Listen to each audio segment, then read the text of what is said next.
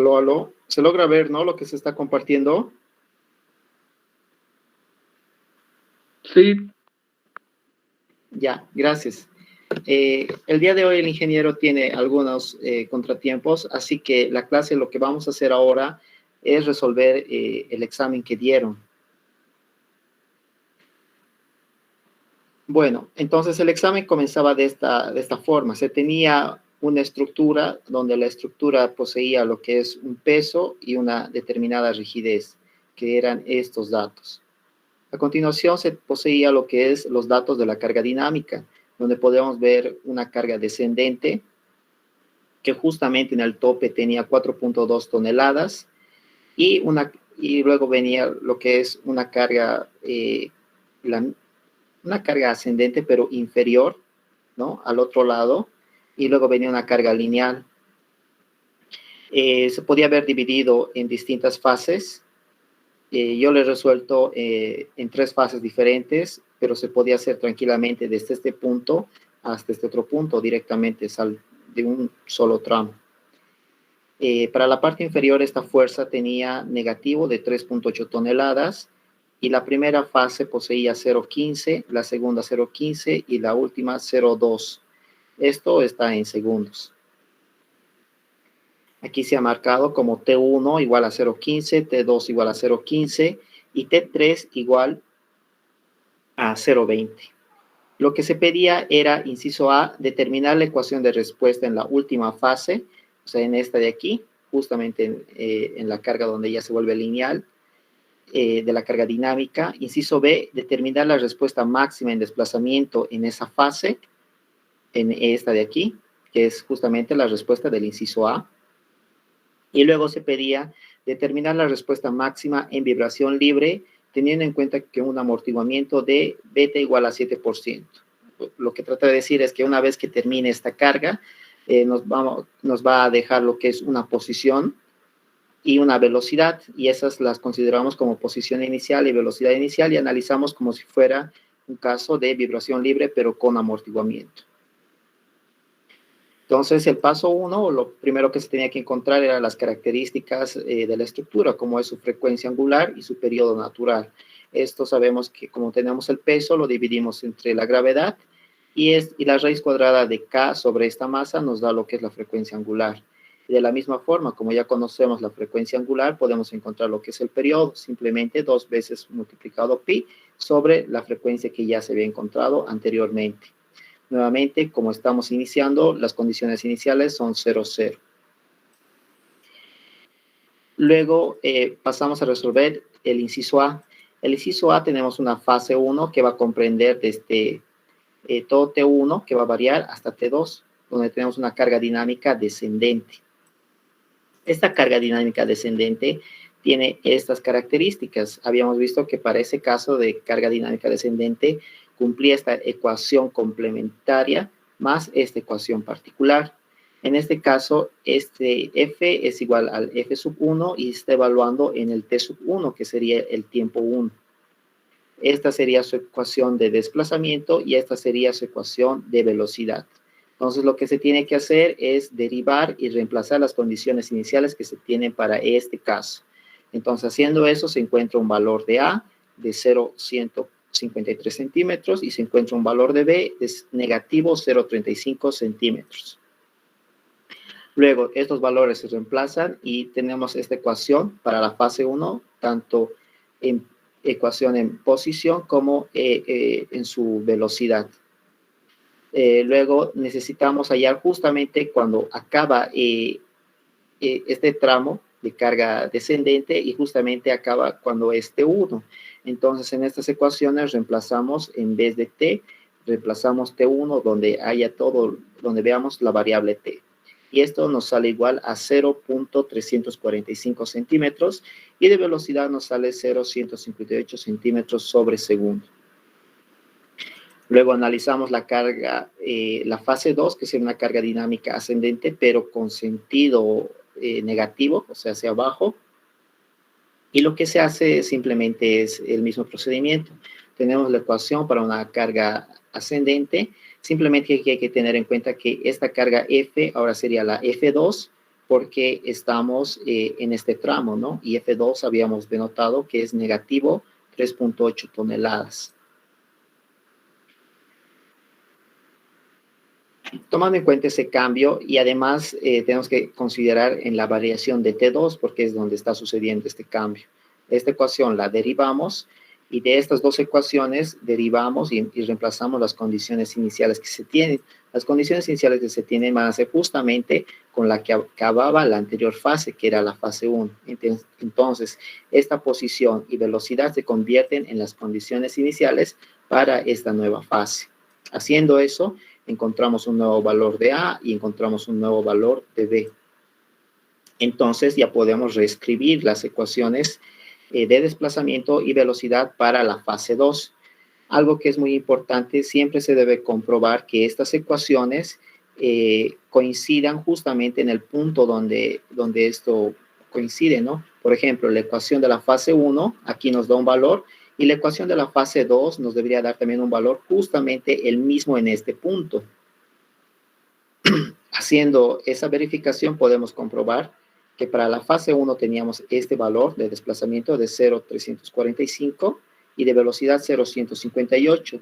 Entonces, si yo a estas ecuaciones de desplazamiento en fase 2 yo sustituyo el mismo valor, que sería T1, tanto en velocidad como en posición, me tiene que dar exactamente el mismo valor para ese mismo instante de tiempo, ¿no?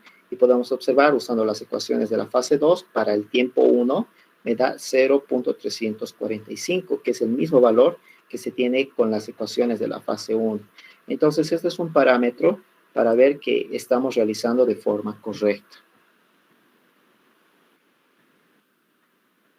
Ahora, para continuar a la siguiente fase, yo necesito estos valores, pero ahora justo cuando termina esta fase, y la fase 2 habíamos denotado que acaba justamente cuando acaba esta otra carga, ¿no? Entonces, cuando acaba esta carga, nuevamente nos va a dejar con una posición y una velocidad, y esos valores van a ser mi posición inicial y mi velocidad inicial para la carga lineal, ¿no? Entonces, estos valores se convierten ahora en mi posición inicial y mi velocidad inicial.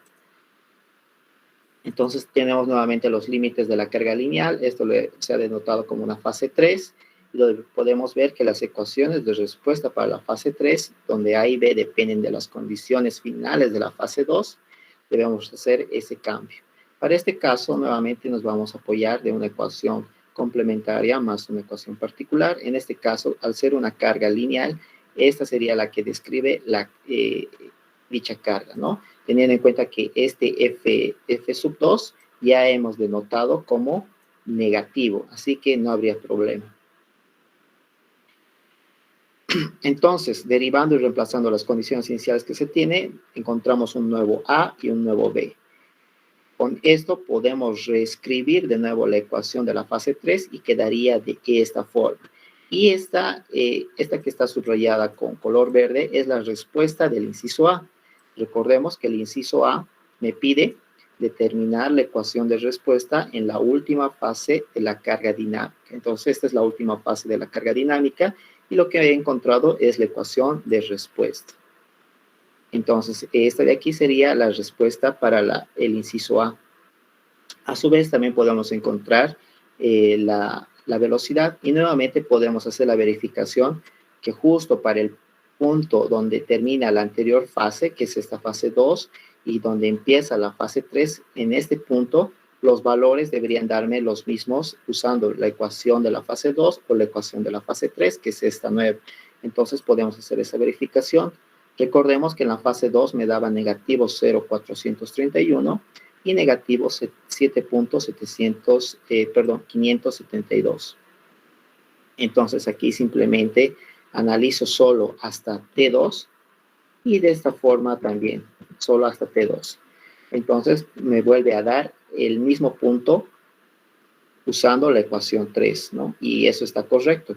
Usando la ecuación 2 también me da los mismos puntos. Usando la ecuación 3 también me da los mismos puntos. Ahora vamos a ir al siguiente caso, que es el inciso B. El inciso B me pide determinar la respuesta máxima en desplazamiento en esta fase, ¿no? O sea, de la respuesta que sería en esta fase de la última carga dinámica. Ahí me está pidiendo evaluar cuánto es la respuesta máxima. Entonces, debemos recordar que en esta fase va a variar desde 0,30 segundos hasta 0,50 segundos, porque la carga hasta aquí es 0,15, más 0,15 sería 0,30, entonces empieza desde 0,30 hasta que culmina todo esto, que sería 0,30 más 0,20, que sería 0,5. Entonces, en ese rango yo debo encontrar valores tal que sean los máximos. Entonces, he encontrado que el desplazamiento justo cuando es de 0,39, se tiene un desplazamiento negativo de 0,826. Ya habíamos dicho que todas las soluciones debemos anotarlas en valor absoluto. Por tanto, la respuesta máxima en la última carga de la carga dinámica sería este valor, ¿no? 0,826 centímetros en valor absoluto. Ahora nos vamos al inciso C. El inciso C dice determinar la respuesta máxima en vibración libre teniendo en cuenta un amortiguamiento del 7%. Entonces, lo que trata de decir es que ha pasado todo lo que es la carga y nos deja en este punto, empieza a hacer una vibración libre, ¿verdad? Pero nosotros vamos a rescatar lo que es su posición y su velocidad con lo que termina y a partir de ahí introducimos lo que es el valor del amortiguamiento.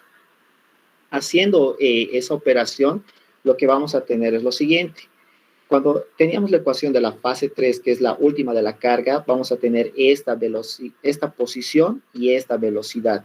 Entonces, estos valores se convierten en mi posición inicial y velocidad inicial, justamente que están aquí, y este es el valor de beta, que es de 7%. Sabemos que la ecuación de respuesta, cuando es vibración libre con amortiguamiento, tiene esta característica, donde podemos encontrar el valor de omega, que ya conocemos, y aquí simplemente debemos calcular este nuevo omega sub t, que es la velocidad angular, pero con amortiguamiento que viene de esta relación. Entonces, conociendo todos los parámetros, puedo encontrar A y puedo encontrar B, porque ya conozco la posición inicial y la velocidad inicial, que justamente son con los que han terminado la anterior fase. Haciendo todo eso, reemplazando en esta ecuación, además sabemos que la amplitud para este caso va a ser igual a raíz cuadrada de a al cuadrado más b al cuadrado. Se ha encontrado que justamente cuando es los 0,13 segundos, asumiendo que estamos empezando desde 0, se tiene un desplazamiento de 0,476 centímetros. Además, debemos recordar que siempre en vibración libre con amortiguamiento se debe cumplir que la amplitud debe ser más grande al primer desplazamiento, porque este va a ser el desplazamiento máximo.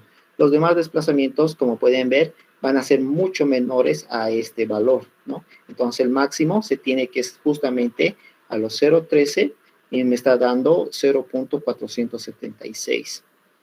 Entonces, la respuesta de este valor sería, me pide determinar la respuesta máxima. Esta sería la respuesta máxima, ¿no? Porque los demás valores ya van a ir decreciendo. Y eso sería todo. Entonces, el examen, el ingeniero les ha ayudado mucho. Se ha preguntado algo que hemos repasado muchas veces en clases y hemos hecho ejercicios previamente antes de su examen. Si alguien tiene alguna pregunta, la puede hacer. Buenos días, auxiliar. Yo tengo una pregunta. Claro, dile. En la fase 2, ¿no sería la fórmula de ascendente, la fórmula de la carga ascendente? Sí, es esa fórmula. O descendente, porque está bajando. O sea, con el 1 menos el t sobre t2, ¿no? Aquí. Ya, lo que Sí. tienes que hacer para no, por si tienes duda de si es esa o una ecuación o la otra, simplemente te tiene que volver a dar la misma ecuación. Por ejemplo, para esta ecuación que está en este punto, habíamos dicho que es esta, ¿verdad? ¿Qué pasa si este t se vuelve igual a 1? T igual a 1, o sea, se vuelve t1, eso se vuelve 1, y me da justamente este valor máximo que está aquí. Y lo mismo hacemos para este caso que está aquí abajo, ¿no? Sabemos que todo esto va a ser T2, porque es 0,15. Entonces, lo que tengo que hacer, aquí está la fase 2, y nuevamente, si esto se vuelve T2, esto se vuelve 1 y va a ser F2 sobre, simplemente va a quedar la fuerza, ¿no? F2, pero F2 es negativo, por tanto, me va a dar justamente este valor que está aquí. Es solamente una recta. Eso sería. Y eso el ingeniero lo ha explicado en clases, ¿no? Para encontrar las ecuaciones de esas rectas que se han analizado. Está bien, gracias. De acuerdo. ¿Alguien más tiene alguna pregunta? Sí, ¿podría mostrar las condiciones iniciales para la fase 3, por favor? Claro.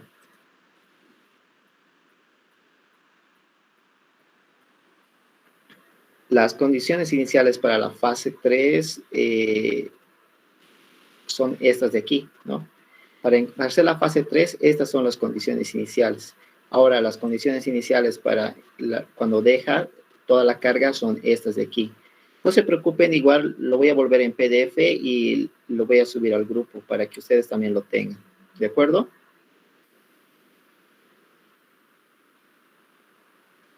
Ya, sí, está bien. ¿Alguien tiene alguna pregunta más?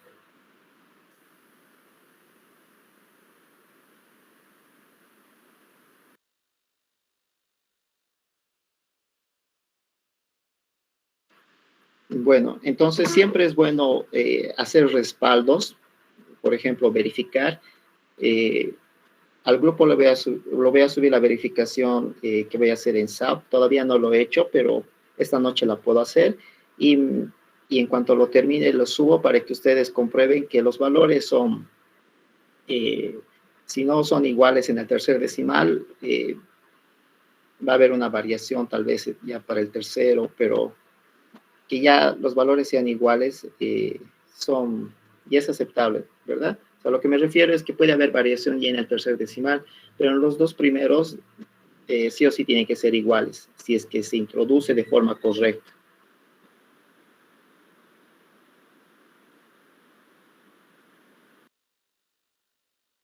Bueno, entonces esto ha sido la clase por hoy. Como ya les había dicho, el ingeniero está un poco ocupado, así que aquí vamos a quedar conmigo y también con el ingeniero. ¿De acuerdo? Nos vemos directamente el día viernes. Hasta luego.